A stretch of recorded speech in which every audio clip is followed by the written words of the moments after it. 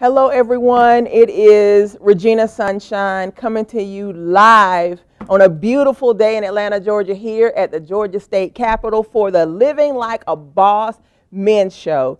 And normally it's co-hosted by Dana Butler, Gabe Robinson, and Perry Farmer. But today I am fortunate. I'm blessed with the presence of just one brother, Perry Farmer, here in the building. Today's show is all about celebrating our young bosses. We have with us today on the show Noah Pitts, we have Caliph Riley III, Brian Ball, Stone Erickson, and Slate. And they are all here, ready and excited. And I don't think they even know what they have in store for them today, but I'm pretty excited about what's going to happen through the course of this show. Today's show is all about celebrating our young men, and we have our first honoree in the chair, ready to go. We have Mr. Noah Pitts and his dad, Alvin Pitts, with us. And the things I know about Noah is that Noah is 3 years old, has an incredible memory, good memory, knows all of the presidents, amongst other things. Welcome to the show. Say hello. Hello, How are you doing today? I'm fine. Well, I wanted to mention, first of all, who nominated you guys for the show. Jack Trey, our station owner, and Annette Keith, our, I guess you say, all-around, whatever we need her for, awesome woman, nominated you guys to be on the show. So we're thankful that they did, because we're excited to know a little bit about Noah. When did you first notice he was gifted? Well, he's always been a focused child. I remember when we used to spend time in, if at Krispy Kreme or wherever we were, if he had a toy, and you could give him the most colorful toy, and if he saw something on the ground that was a little bit of smidge of something, that's what he would focus on. So to some people, they'll probably be like, well, what's wrong with him? Why, this is a big colorful toy, and he's focused on a little ant on the floor. So focus. So now I need to learn how to get him to focus on something. But he's very detailed on focus, so that's how I picked up on that. That's awesome. So when did you start, I guess, working with that in terms of focusing him in a particular area? Because I know the video you sent me was of him saying the names of all the presidents of the United States. Right. So when did you start helping him to memorize those types of things? Kind of started actually the first of the year. Started working with him on that, and I started like 10 names at a time until he gradually, and because his reading level is probably near second grade level, but he's able to read, so his retention of it was pretty cool. So I just 5 names here, 10 names, and it gradually built up to the 44. But then he got to the point I wasn't teaching him to learn it by number, but then one day I was just asking him, and he was, he's done with this, number. So wait a minute, say that again. So I started requiring him to know it by the number. I did not teach him to know about a number. He surprised me with that one. Well, Noah, so your dad's told us all about you knowing the presidents. So how about you show our audience a little bit of what you can do? So I'm going to let Perry Farmer. I know all the super friends. You know the super friends too? That's what's up. And that's hard. Well, Perry, what would you like? Would you like to pick some numbers and let Noah tell us? Whatever you want to do, no matter. 39. What president is that? 39. James. Who's number 39? Carter. Say it again. Say it loud. James L. Carter. James Earl Carter. James Earl Carter. That's all right. He's got the middle names and Yeah, everything. I know. I was like. He has the whole name. So don't. Wow. I'm thinking President Carter. I'm like, James Earl Carter. Carter. All right. What about number 12? Zachary Taylor. Zachary Taylor. That is all right. Did anybody else in the room know that? I'm trying to Google it now. It's That's money. amazing. It's money. That's awesome. Awesome. So the presidents he has memorized. Are there any other lists that you guys are working on right now? Yeah, NFL. He knows all the NFL football teams. You know all the NFL football And teams? the super friends. And the super friends. Now he is serious about those super friends. Tell him all the super friends. Tell us all the super friends. Wonder Woman, Batman, Robin, Aquaman, Wendy, Marvin, Wonder Dog. Wow! And Superman. That is awesome. Now tell us some of the football teams. And Robin. And Robin. Tell us some of the football teams. Cleveland Browns. Who else? Minnesota Vikings. Who else? You said who else? He said, who else? Dallas what? Dallas Cowboys. Minnesota who? Minnesota Vikings. Cleveland who? Cleveland Browns. Pittsburgh what? Pittsburgh Steelers. Let's say Indianapolis. Indianapolis Colts. Yeah. That's what. Baltimore. Baltimore Ravens. What about Tampa Bay? Tampa Bay Buccaneers. That is awesome, man. What about Chicago? Chicago Bears. And last but least, what about Atlanta? Atlanta Falcons. Yeah. Wow. That is Wow, so that is awesome, awesome. And he knows all the states. Show some states real quick. Name some states real quick. Go. States. Michigan. What else? Alabama. What else? Mississippi. And Keep going. Illinois. Okay. What else? Indiana. What all the new? New what? New Mexico. New what? What else? New Jersey. What else? New. You said what else new? That's awesome, man. Yeah, but he knows all this. New York. Yeah. New York. I love it. I'm sitting here thinking 3 years old. Yeah. Oh, no, 3 no. years Oh, no. old. This is the killer. Noah, are you ready to do your Floyd Mayweather? That's what I wanted to hear. You ready? You ready? Are you ready? I Are you ready? am. Yes, sir. Okay. And make it loud. Go. Ladies and gentlemen, boxing. I reckon when 147 pounds. Big money Mayweather. All right. Big Money Mayweather. You are awesome. But listen, what are some of his other activities? We know he's brilliant. What are some of the other things that he excels in that he enjoys doing? He likes Super Friends. You know he likes Super Right. Friends, but he's 3, so he likes playing the kickball and he likes catching football. Okay. He's working on that athletics part, but he's around a lot of stuff that I go to. Hey. Like I took him to one of the I do all the balloons for the Dream. Okay. I'm able to take him grown-up places. Right. He's never embarrassed me. I've never had a problem. Oh, no, we thank you for being here in the state capitol, Georgia, with us today, okay? We are celebrating young bosses today at the Georgia State Capitol, and we have our next guest up. We have Caliph Riley III here with us, and I'm going to read a little bit of Caliph's bio for you to give you a little bit familiar with him, so you can kind of know him a little bit like me and Perry have gotten to know him. Caliph Riley and it says 15. Are you still 15? 16. I thought so. I was like, I think some of the ages have changed on the bios. Caliph Riley is a 16-year-old actor and eminent writer. Over the years, Caliph has absorbed numerous teachings from a plethora of mentors and trainers. He has worked with a director and writer by the name of Mr. B.O.S.S, who produced a poetry-based stage play called The Carousel that Caliph had a principal role in. He has also been a part of school plays at Brookwood High School. These plays include Almost Maine, Best Christmas Pageant Ever, and Midsummer's Night's Dream. He has a strong experience in film as he has had roles with films such as The Artist, The Cracked Foundation, The Mockingbird, and The Love Havens. He has a very extensive experience with the realm of acting on both sides and is always open to learning something new about the craft. And I want to skip down to the last part here. He's also a poet.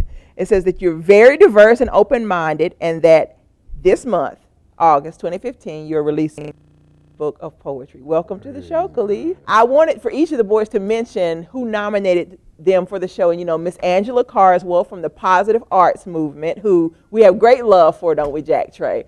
We had her on the show several times, had members from her play on the show, so I highly respect her and what she does, and for her to nominate you means a lot coming from her. So let's start off. Let's go ahead and get right into it. You're really active in the field of acting and stage plays and things of that nature. Why acting? Well, because it brings you to a whole different world, and sometimes you just like to escape, and so sometimes that's my escape. So. Do you love it? Do you enjoy doing it? Yes, ma'am. But I've come to figure out that I'm a little bit more passionate about poetry now, but I still love to act at the same time, though. So is poetry a newer love, or has it kind of like been around for a while? It kind of came around when I was in about seventh grade, and I've always loved to act since I was about 5 or 6. So yes, it's more of a newer love for me. I'm working on the Lock Havens with Mr. Dwayne Chapman, and it's the first Black Wizard show. So you know how they have Wizards Waverly Place, they have different wizard shows, but they never had a Black cast. So this is going to be a first Black casted wizard show. It's called the Lock Havens. That's awesome. I had no idea. You had something fair. And it's on YouTube if you guys want to check it out. Okay, they already the have Lock some. Havens is the webpage. So had you all begun to film on that already? Yes, sir. That's what's up. So when's that going to be released? I don't have any dates Yeah. yet, so. That's what's We up, need to man. be on the lookout, though. Yes. So what are your ultimate, what do you aspire to do ultimately, once you become a older adult? Where do you see yourself like 15 years from now? Well, my biggest goal is right now I want to bring out poetry and bring back poetry. So, Gil Scott Heron and the Last Poets. Yes, sir. I want to bring a rebirth of that and a more appreciation for that, because in hip-hop now, they've lost the appreciation for it, and they just release whatever they feel like because it sells. No. They don't release anything with substance. So it's like I want to bring back a sense of substance in hip-hop. What are some of the things that you write about that are really dear to your heart? I write about our issues in our community. I write about the issues in the white community. I write about issues in every single community because they all affect everyone. So I like to talk about every single subject, from racial discrimination, from rape, from just every single subject that I can possibly think about. I never ever just try to put myself in one short box and just, I only write about this. Whatever comes to my mind, I write about it. Whatever the creator puts in my mind, that's what I write about. So tell us about the poetry book. Is it Okay. ready? Well, it's coming out in August, late August, and so the name of it is called Tongue the Trigger. And the reason why it's called Tongue the Trigger is because words are powerful and they carry the power of a bullet. And so it's a play on words there. So. I like that name. Right. I like that a lot. So whenever the book comes out, you have to let us know. Let us know where to find it. Do you know yet where it's going to be? It will be on Create Space. Create Space. Miss Sunshine, would you like me to read a few poems from the book? I would love for you to read something. Okay. I didn't know we had poems with us. That's all right. Okay, so the first poem that I will be reading is The King with His Crown. How many do I have time to read? I think we can probably do one. One? The station says one. Okay. So this is The King with His Crown. You see the king with his crown? Within his kingdom, you can hear the cheers all around. You can hear the beats of the drum, rhythmic feet energized, never numb, rich like the whole loaf, not the crumbs. As the sun caresses and kisses their tar black skin, they possess gold, diamonds, and other riches they divide, not defend, for unity is the key these locksmiths create. How could you stand separated without expecting to break? So the inseparableness of one's empire makes it a task for one to take as they desire. Soon as the boats dock shore, awareness consciously but patiently strikes the core. When distraught reveals its hideous appearance, leave no trespassers of any perseverance. Breathing, blinking, beware of any upper hand, only bleeding. Any that may have a beat in their chest, like a sweet, tranquil lullaby. Put them to rest, for a matter of seconds have caused us de-elevation from our livelihood, celebration, and invigorating escalation. These nappy roots that we have deeply implanted among this prosperous land may be stained with the tears of wretched blood, but never taken by this sinister breed of man. For truly conquering a nation takes more than a mighty cache of weaponry at hand. For the very fact that no matter what, together they stand. Wow. That was awesome. That was a treat that we didn't even expect. Real quick, if someone wants to follow you, on social media, tell them where they can find you. Okay, so my Instagram is NaSirfa-Kid56. That is African spelled backwards. NACIRFA Kid 56. I was trying to figure that out whenever you followed me on Facebook. I was like, what in the world is... Yeah, go ahead. And then my Twitter is BlackCrumbs56. And my Facebook is Caliph Riley, CalipHRILEY. Our next guest in the chair beside me, we have Brian Ball. How are you, Brian? I'm doing well. How are you doing? Awesome. I'm going to read a little bit of Brian's bio so you get to know him. I love the way it starts. It says, creative expression is the phrase that simply explains Brian Ball's reason behind all of his work. While attending the prestigious Gwinnett School of Math, Science, and Technology, Brian still manages to regularly participate in the Boys and Girls Club. More interested in people than projects, Brian chooses to stay involved for more of a connection to the people. Brian Ball is a freelance photographer, film producer and director, music producer, and spoken word artist. As an artist of all types of art, Brian strives to challenge the mind to go beyond the status quo. Society confines many great untapped potential field minds, and Brian Ball aims to get these people to think and explore outside the box. One thing I did want to mention as well is that you won, is it the Ada Lee Coral Community Service Award, as well as a student Emmy for a documentary that you produced. Welcome to the show. Thank you for having me. I'm very excited. I am so excited about everything that you have going on. But I have to mention, first of all, who nominated you. Is Silas, y'all call him Brother War? Yes, ma'am, Brother War. Over at the Lawrenceville Boys and Girls Club. Ma'am. And so shout out to the Lawrenceville Boys and Girls Club. And, and I had such a great conversation with your mother about the impact. And I hope she doesn't mind that I share what she talked about, just what a great program it was and how you had benefited so greatly from it. So we're thankful that there are programs out there who continue to bless our kids. Yes. So let's start. You ready? Yes. Films. Everything Yes. I see here is Yes. film, it's directing, it's producing, all of Yes. that. Why film? Film is, I've always loved movies, and I've particularly loved superhero movies because it's taking like a comic book and a whole idea and making it become real in a sense of film.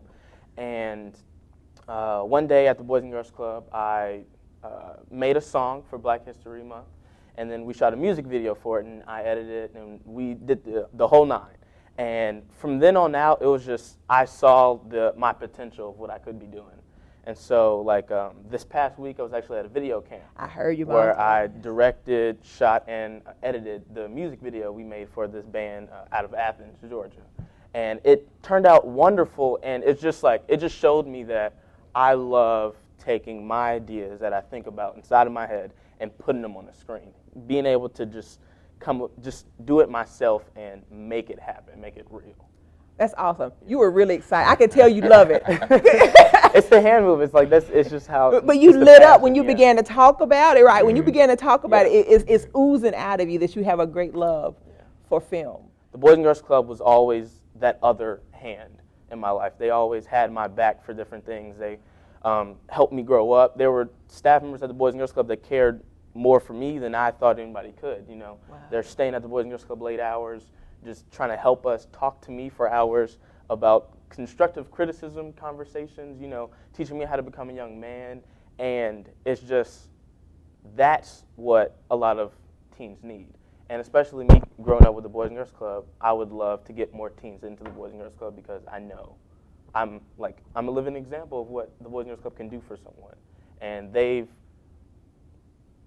it's hard to put it in words, but they've done a lot for me. That's exactly what I'm. I just growing up, I used to listen to whatever my mom was playing. So it's it's anything from straight '90s West Coast music. What I loved, and then maybe about a year ago, one of my really good friends got me on to a lot of really old school jazz type music.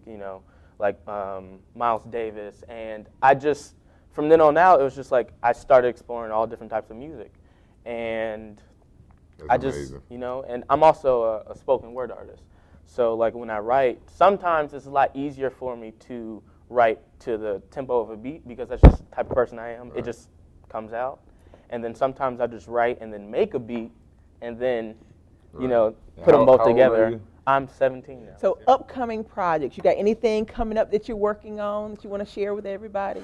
Well, I've got a lot of ideas, but besides my media side of me, I also do a lot of community service and just a lot of just helping people. So I've recently been working on this proposal for this program I want to go through at my school, and it's for volunteer hours. And my school, we don't have buses after school. We have one bus that takes us to a middle school so we can catch buses to go home. and a lot of those students can only ride those buses to get home. They can't stay after school for the extracurricular activities, the volunteer hours, and I wanted to get our school to partner with the middle schools to get those students involved, to get them volunteer hours and stuff like that. Where can they reach you? Well, for anything media like videos, photography, you can email me at brianballmultimedia@gmail.com.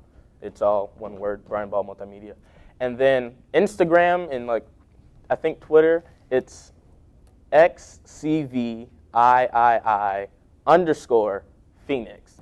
And it's in 1998 as in Roman numerals, and then Phoenix. So that's my Instagram handle. So Awesome. Radio. And we had a great surprise during the break.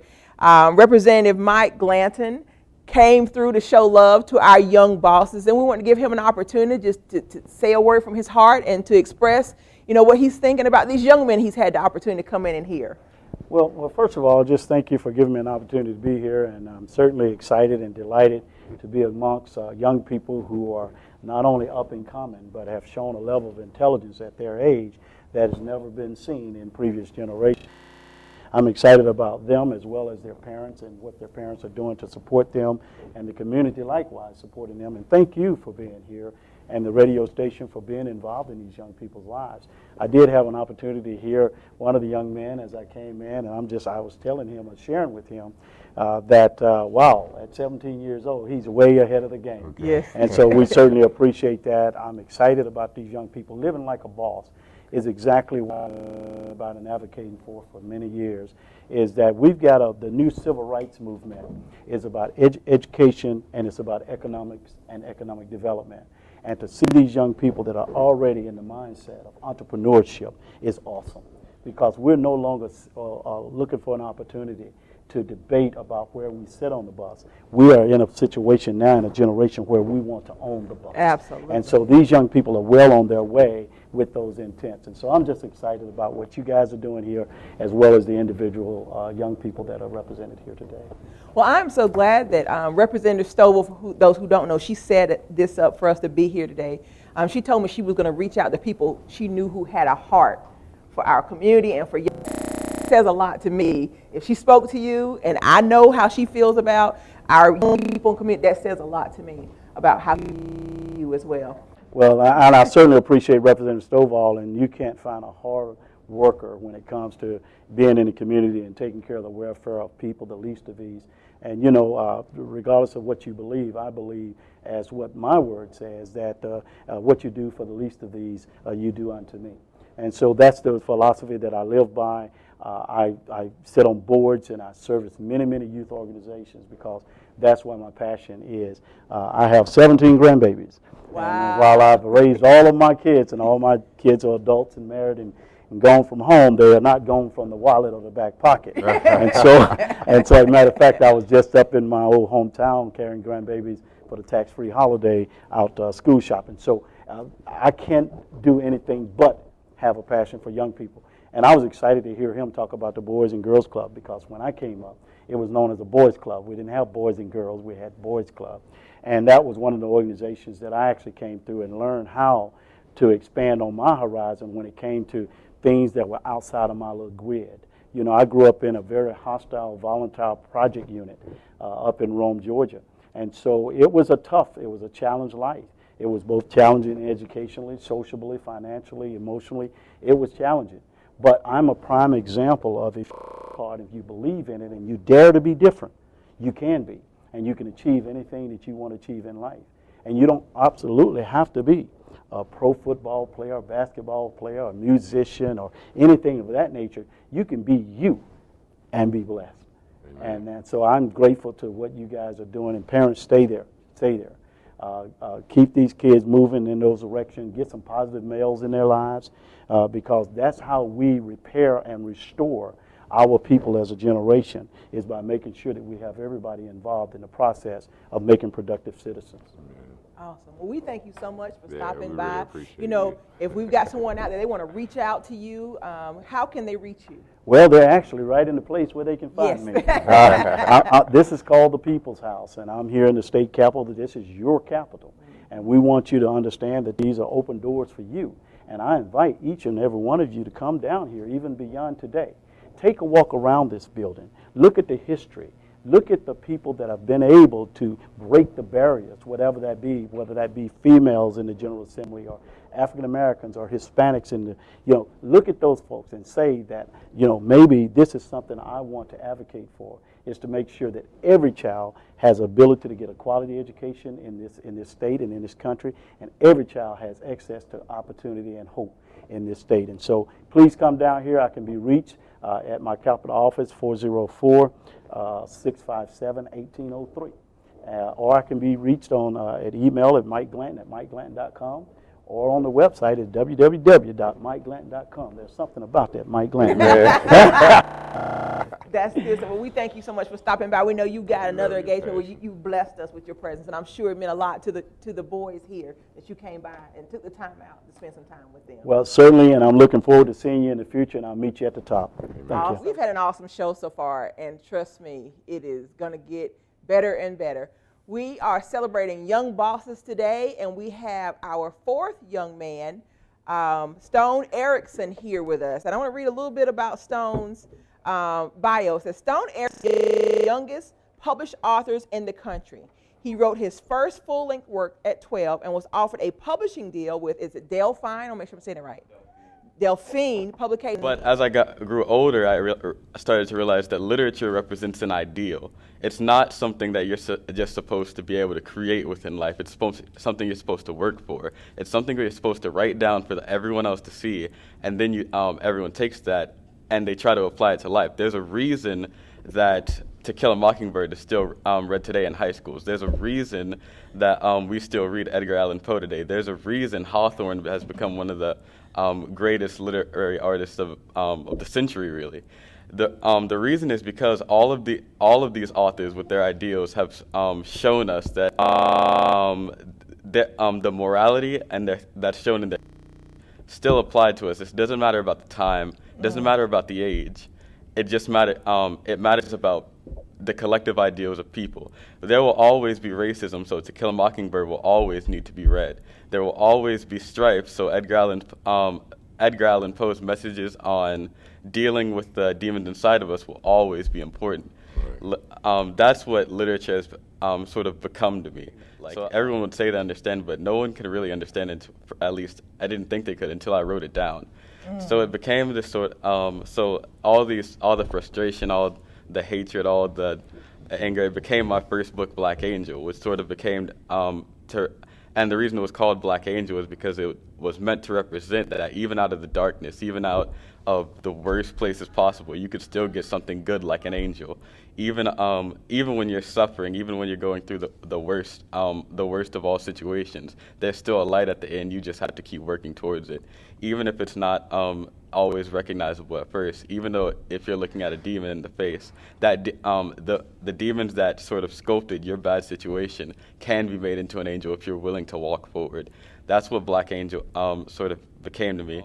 I remember the inspiration behind my first book was that I'd read a lot of books where everything was happy-go-lucky. The main character didn't have to struggle. Everything just sort of worked out for him. I wanted to write a book where there was a hero where nothing worked out for him. He had to make everything. There was never an easy way out. Wow. Wow. You said you gave a sermon, you gave a message. In your opening statement, I heard so much wisdom. Yeah, man. Did you hear? I heard so much wisdom in what you shared. How old are you now? I'm 17 now. He said his first book while he was talking. I'm like, I've been working on my first book for the last 5 years. What are some of the things that you want to see in your future?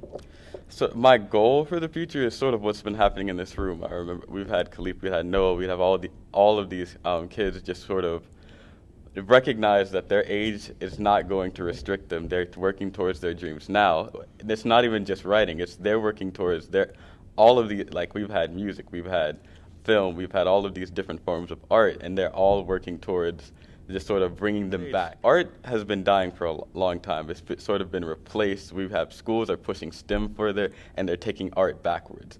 But these kids are working for their dreams in spite of that. They're trying to show the world that there's still that these things are still necessary, and I admire that. That's what I want for the future. I want people who are willing to stare at the world in the face and say, you're going to recognize me. You're going to recognize my dreams in spite of the fact that I have, by all rights, no one could blame me if I gave up. Because you have because like dealing with the odds do look impossible. But everyone here is just willing to go forward anyway. You know, there's such a great temptation out in our community for black men to use some of the things that are, obviously incorrect that's happening with us. It's such a temptation to use those as excuses. What I've seen so far today with yourself and these other young men is they're not even looking at the problems, they're looking at solutions. These are solution-oriented men. Do you have a question? I guess my one question is, out of all the authors you've read, if you could have one conversation with one, who would it be? I think it would, like I was talking earlier about Hawthorne, I think it would have to be him. He sort of, he wrote during the postmodern era, I believe, and he was just sort of this guy who wrote that, life sort of doesn't have to have any great meaning to it. It's just what you make of it. It's just, because bad things are going to happen. That's inevitable. But the whole fact is, you don't have to spend your whole life looking for this idea of a purpose, or for you don't have to look for meaning in, let's say, like someone dying, because there's never a good reason for someone to die. It just happens. It's just part of life. So what I got from him is that terrible things are happening, but you can always make that into something positive. I ended up winning an award for best African American sci-fi book of the year. Wow. That's awesome. I'm telling you, this day just getting better and better. Where can we get your book? And let the audience know where you can get this book, man. I have my own website where you can order at Stone Erickson. It's on Amazon. You can find it at most Barnes & Nobles. You can order it at barnesandnoble.com as well. And you can find it at most bookstores. So it's pretty easy to find. Wow. Awesome. So that's Black Angel, everyone, at stoneerickson.com and the other places. We're back live on the air with the Living Like a Boss show on Instinct Radio with Regina Sunshine over here. On the end down there. Harry Foreman. And our newest co-host for the day, Mr. Johnny Cabell. Johnny Cabell is in the building. Those who don't know, and I mentioned this to some people who were in the room before we started the show, I told them Johnny was going to be here. Johnny is the who's who of Atlanta. The owner of Global Vision Talent Agency, representing some of the biggest stars in this city. And I really wanted him to be here so you guys had the opportunity to meet him, because this is someone that is good for you to know in this city. Johnny, just tell me a little bit about who you are real quick. Well, Johnny Cabell, I own a company, Global Vision Talent Agency. Been in business almost like 20 years now. It's definitely been a blessing to be a black business owner, entrepreneur, owning your own business, and been doing good. I've really been blessed to be in the position that I'm in. I helped a lot of people. I'm still helping a lot of people. I employed a lot of people, and I'm still doing a lot as far as in the community and without the hip-hop industry. I started out with a group, Crime Mob, who gave me my first big break, and from there it went uphill from D4L to Shorty Low, Fabo, Gucci Man, Waka Flocka, Nicki Minaj, OJ, YC, Cash Out, Shop Boys, Trillville, Lil Scrappy, OT Genesis, Tiffany Fox. I mean, the list is extensive. I don't want to boast about myself, but I mean, it's a blessing.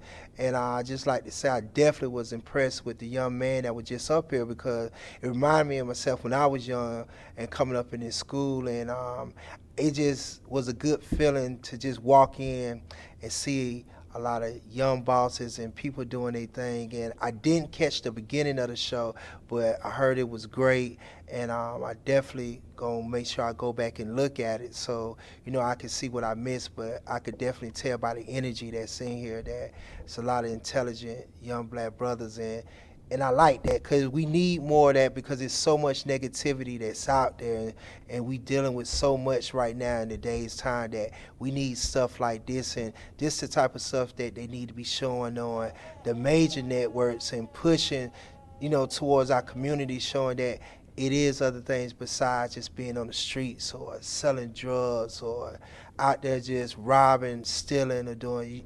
You don't have to turn in that. If you just pick up a book and read or whatever your talent is, just put a lot of effort and a lot of energy into that you can make it and be successful. That's what I did. When I was coming up in school, I had a lot of people that used to talk, say a lot of things, but for me, it was just so different because for some reason, which I know this is crazy, but I fed off of negative energy, and it just boosts me for some reason to just say, okay, I'm just going to really go out and turn up. Yeah. And it's just crazy. But, I was really, really impressed, with the guy said he started writing. I'm just now, getting to the stage where I'm about to put out books. And I have a book coming out myself, which comes out next week, August 11th. What would Johnny say? I thought it was. I saw you back there whenever we was talking about putting out his first book, and I think Jack nudged you like, "Yeah, you're putting out your first book now."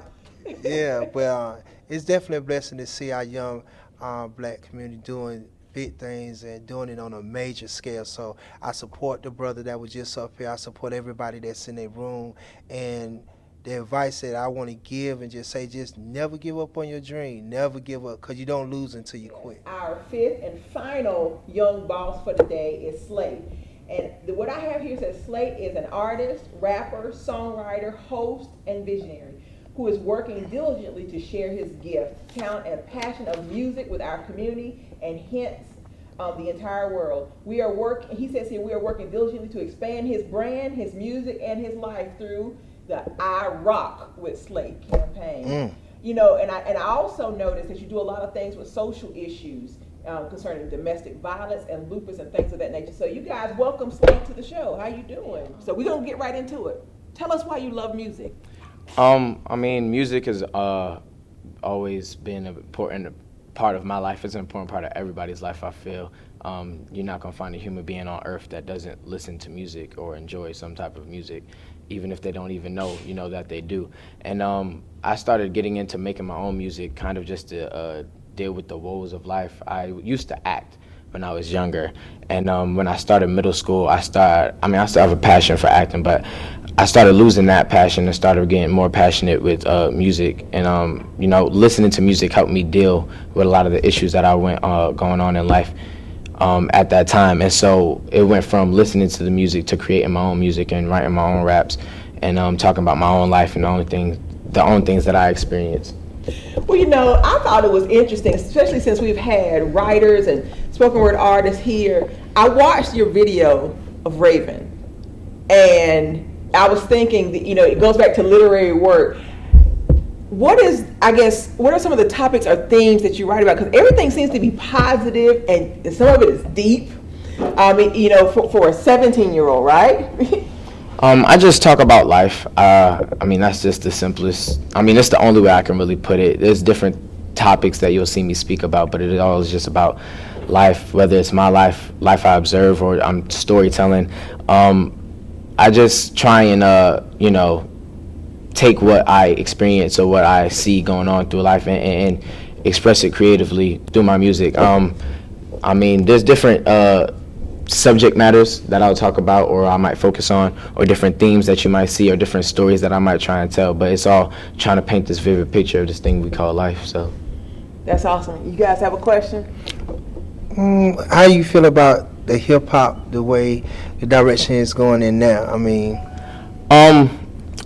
The most clear way I can say I feel about it is mixed emotions. I feel like hip-hop right now is simultaneously at its healthiest and unhealthiest point, which a lot of people might not understand. But for me, my favorite hip-hop album of all time came out in 2012, which is Good Kid, Mad City by Kendrick Lamar. That album changed my life. I knew you were going to say Kendrick Lamar. Yeah. Right, I just knew you were going to say Kendrick Lamar. That album changed my life. And then you look at J. Cole just released 2014 Forest Hills Drive, which was the first album to go platinum with no features in over 25 years. So you can't say that it's all bad, because it's a very healthy point. I mean, I know that me personally, there are artists that I listen to now that give me greater inspiration than, you know, some of the OGs, and then there are OGs that give me more inspiration than some of the artists now. And I just feel like the unhealthiness comes from the poison of the business. And I just think that when it first started out, hip-hop was all about expression. It wasn't about getting rich. It wasn't about the cars, the clothes. You know, it wasn't about the lifestyle. It was about expression. We were expressing ourselves through those tough times. You know, when it started out in the Bronx and spread like wildfire throughout New York, it was about talking about, you know, the struggle that we were going through and how it became so important in Harlem and in Brooklyn, and as it spread across to the West Coast. I mean, it was always about expression, but now because it's become such a business and it's been pimped out, it's a lot of people that just want the dollar. And so you hear it, you know, everything you hear on the radio these days. You know, I say, you listen to the radio cycle right now, and there's one positive song that they play, and that's All Right by Kendrick Lamar from To Pimp a Butterfly. And everything else is the same stuff. It's lean, it's alcohol, it's parties, which, I mean, that's music that's relevant because people are living that life. But at the same time, it's also poisonous because I have friends that are addicted to lean and don't know that, you know, lean or Xanax are killing them, literally destroying them. I say Xanax is like our generation's heroin. And people don't get that, but it's really literally killing you, eating you out from the inside. And it's people that, you know, because they listen to Future and they listen to this person, that person, that, oh, that's just, you know, what we do. And, you know, that's the poisonous side of it, because the business side of it has become so, what can I do to make $1? Well, this is what's in the club, this is what's in the radio, this is what's making money, this is what's the #1 hit. So this is what I'm gonna go, I'm gonna endorse this. Next thing you know, now we're killing our generations that are coming up. So, I mean, like I said, mixed emotions. I feel like I have the artists that I tune into and that I relate to and that help feed, you know, food for thought into my spirit. But then there's also the people that are, you know, tearing down the heart and soul of it, you know, all for the sake of the money. Wow, that was a good answer. That was good stuff. Well, all right. Did you have something? Well, yeah, you gave us a lot to think about in that moment. Well, tell us about what upcoming projects you got going on. I have a lot of things to look forward to. On August 15th, Saturday, August 15th, I have a huge performance for Atlanta's Got Talent, the finale. I was in the part 2 of Atlanta's Got Talent, and I was one of the top 5 performers, so they asked me to come back. And so that's going to be really big Saturday at 7 o'clock at the Rendezvous Event Center. So yeah, that's really big for me. Tickets are $10 in advance, $15 at the door. And so yeah, you know, you can get tickets personally from my mother or email us at lyricalslate@gmail.com. That's performance-wise. And music-wise, I'm working on my upcoming EP. Last year I released my debut mixtape, Nevermore, which we have a copy of. And but now I'm working on my EP that's going to be coming soon. And so that's what I'm focused on creatively right now, mentally and emotionally. That's good stuff. Well, tell them where they can find you on social media, where they're going to follow you, you know, where they can get you, listen to your music online. You can follow me. My Facebook, my Twitter, my YouTube, and my SoundCloud are all Lyrical Slate. LYRICALSLATE, Lyrical Slate. And my Instagram is Can't Hate Slate. And you can find the music on SoundCloud. Like I said, Lyrical Slate. That's where Nevermore is, to listen to my mixtape and everything that's going to be soon to come. We can hear that right now? Sure, yeah, definitely. Let's hear something right now. All right. This is a little something. It's not finished. It's a little, I don't want to say a little rusty, but it's something that actually came to me right here. The inspiration from hearing my fellow brothers just talk about their passions. And so this is what came to me. I said, I write these lyrics every day. I stay rapping. Stay trapping, the devil stay active. We look to the future, but we live in the past tense. Dang.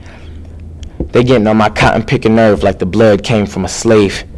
And my heart glow more than body pain at a rave. Step into the stage, this is a lion outside the cage. Look me in my eyes and tell me that you don't see a flame that came from the tiger. But everything that we do here is just about lying and trying to get the money on, trying to be happy and trying to get the trapping on. I'm trying to understand the messages that they putting out. I'm trying to understand the sedatives that they take. And I know this girl, she's so addicted to Xanax that every time she take it, she feels like it's amazing, but then she wakes up the next morning and can't remember all of her actions and statements. I just understand that my generation is going down a long, long path. And there's only 2 choices in life. That's heaven or Satan. But I realize that I'm somewhere in the middle. I can't preach to you when I'm stuck in second fiddle. I can't preach to you when I'm trying to figure out the riddles like Batman and Gotham. I'm trying to save all of them, but I'm my own monster.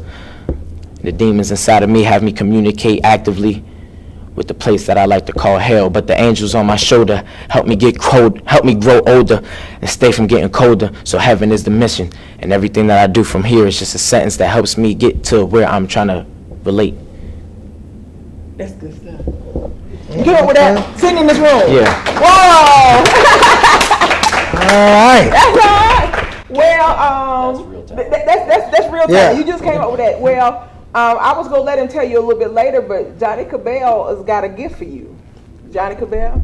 Well, I definitely would like to give you like say we wanted to do 30 minutes, we could do like an hour session to help see where it could put you on a bigger platform, or even if it's just giving you the right advice or stuff that you need to hear, talking with someone that's definitely, connected and been out here and been doing this. I definitely feel like I got a lot that I can, help you with and guide you along. So I want to give you an hour consultation, to come sit down and talk. And I might even have something I could put you on too. Thank you. Y'all give him a hand. That's good stuff. Well, that was one of the reasons that you had no idea. But Johnny and I had talked about it, and he came to check you out today and talk to you. And thank you. For him to give you an hour of his time is huge, and we're thankful for that. Well, we're gonna take a quick break. When we come back, we're gonna have all the boys back. We've got some presentations we like to make. It's gonna be a good end to the show, you guys. Make sure you come right back. Living Like a Boss on Instinct Radio. The first thing I have for you are our Living Like a Boss Young Bosses medals. Each one says Living Like a Boss Young Boss Award 2015, and it has your name on it. And these are not just in recognition of all the great things you've already done. This is a reminder that there is still greatness for you. Amen. So, That's big. That's big, right? Of Noah Pitts. In recognition of Caliph Raleigh III. In recognition of Stone Erickson. And the last two I'm going to leave for my brother, Perry Farmer. Excuse me. Let's see if I can remember Slate. Make sure I got the right person. Congratulations. Your boss. Turn it around. Yeah.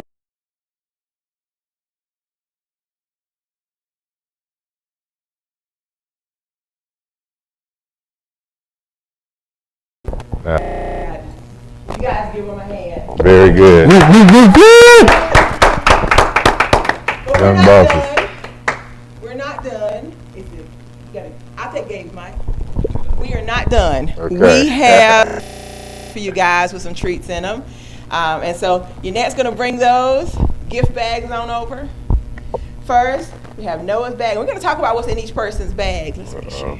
Yeah, Noah, there's your bag. Hold your bag. You can hold it. All right. And as she's passing those out, Caliph, you can go ahead and pass them out. There's a reason the bags are red. All right. Red is all about power. Power in these bags, and we're gonna go through and talk about what's in these bags.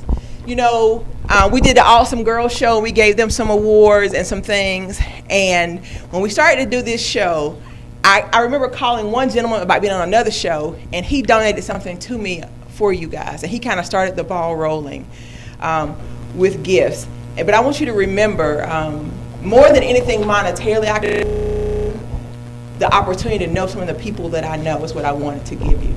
So let's start. Noah's bag is a little bit different because he's a little one. So I had to put something fun in there for Noah. So Noah's got a little red Corvette for power in his bag. Let me get that Corvette. So we have the book, The Adventures of B.G. It's a book all about self-esteem, written by a black author, teacher here in Georgia. His name is Joe Freeman. And Joe Freeman said he wants a picture of Noah with the book to put on his website. Also, he has the very last of the first edition Living Like a Boss t-shirt. in his bag, and an invitation for an interview on John L. Sanders' show on 106.5 FM. So that information is in the bag. You took my last t-shirt. I'm supposed to make that t-shirt. So like I said, Noah's bag, we had job. to kind of special make Noah's bag. The other young men's bags are basically the same, but I will mention, first of all, the connection. Each of you have at least one connection in your bag. For Caliph Riley, I have arranged for you an interview on Desiree Lee's show on Love 860 AM. That's in his bag. You guys give Caliph a hand. Going. Stone Erickson, we have given you the opportunity to come in and co-host either the Living Like a Boss show or my regular show. Whenever he can come, Or my show. Or Johnny, Or my there's show. another opportunity. Co-host Johnny's show as well. You guys give Stone a hand. All right, Slate, you already got one of your gifts. John already, and he up. Oh, I want to just say, I got a book tour that I'm putting together, so I would love for you to be on a book tour that we putting together. So be a way for you to sell your book, make some money.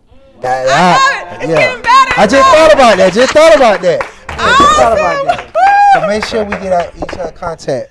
This is good. Oh my goodness, I can't stand it. Don't cry.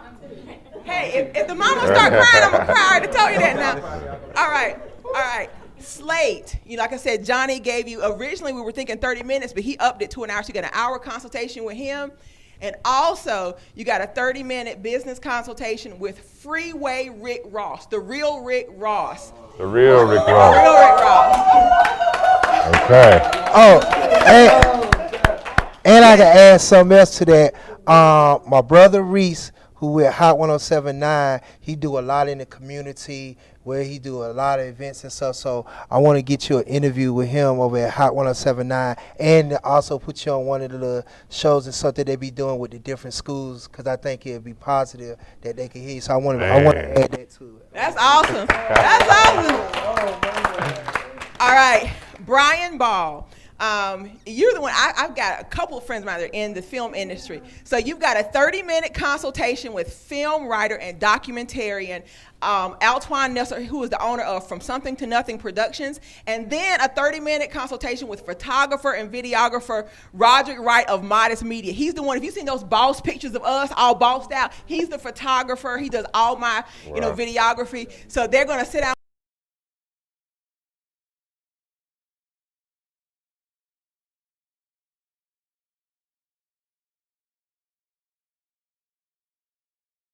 on YouTube. They have almost 100,000 subscribers. Look it up. He's on that show. That's him. Rod Reich is on that show. So he's going to do a consultation with you. And I'm on the board of a nonprofit called Mission Impossible, which is all about saving people from being homeless on the street. And Charles Robinson, the founder of Mission Impossible, wants to offer you a seat on the junior board of directors for Mission Impossible. That's big.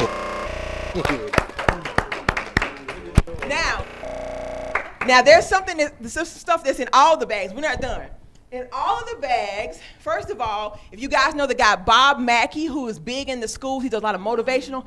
In every bag, you have a T-shirt and a tie from Bob Mackey and his contact information to get in contact with him. One thing I want for sure, every name that's in that bag, these guys are expecting to hear from you and connect with you. So Bob Mackey put some stuff in the bag. Next, Ernest Moore has a nonprofit where he works with mentoring young boys.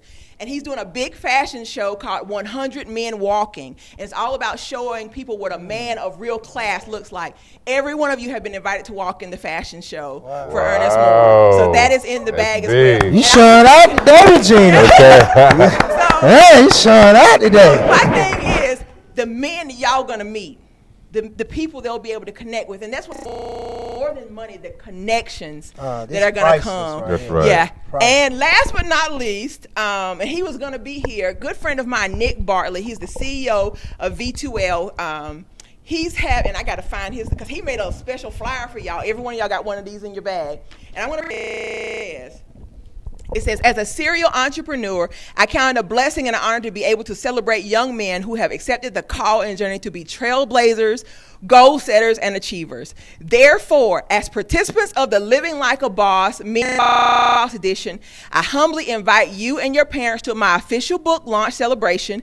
Additionally, I invite you to be interviewed and featured in my Teen Young Adult Edition. So you're going to be in his second book. He's going to interview you, and you'll have a feature in his second book. And that's all I got, y'all. That's all. You making me want to go back to 16, at least 16 and 15. Awesome. So we thank you. We honor you for being the amazing young men you are. I want to give my co-host a chance to say a final word before we go. Gabe Robinson. Honestly, just keep doing what you're doing, because, I mean, at my age, I was nowhere near where you guys are at, and just stick to it, and I'll see you at the top. No, that's right.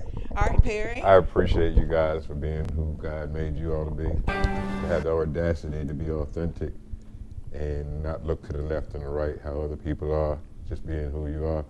It's an awesome thing. Thank you so much. Johnny Cavell.